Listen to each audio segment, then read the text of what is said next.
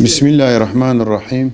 Peygamber Sevdaları Vakfı'nın Türkiye genelinde düzenlemiş olduğu Onu Oku Onu Yasa siye yarışmasının Batman koordinatörlüğü olarak çalışmalarımız devam etmektedir. Batman'ımızda şu ana kadar 10.000'in üzerinde kayıt almış bulunmaktayız.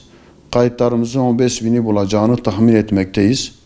Özellikle son zamanlarda kaydını yapmayan arkadaşlarımızın olduğunu tahmin ediyoruz.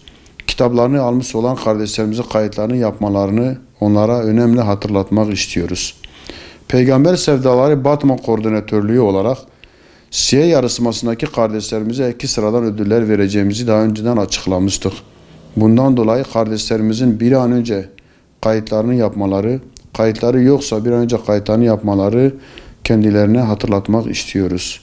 Peygamber Sevdaları olarak her sene düzenlemiş olduğumuz siyer yarışmasındaki amacımız özellikle genç nesillerimizin Peygamberimizin hayatını okuyarak hayatından örnekler almalarını, kendi hayatlarını ona göre idame etmelerini, kendi yaşantılarında yollarına bir ışık olmasını temenni ediyoruz. Siyer yarışmasının kayıtlarında son 10 güne girmiş bulunmaktayız. 17 Ocak'ta kayıtlarımız sona erecek. Bu son 10 günü iyi değerlendirmelerini, kayıtlarını yapmalarını halkımıza duyurmak istiyoruz. Kaydını yapmış olan kardeşlerimize kitaplarını bir daha gözden geçirmelerini, notlarını iyi almalarını, bir daha soru çıkarıp sorularını gözden geçirmelerini tavsiye ediyoruz.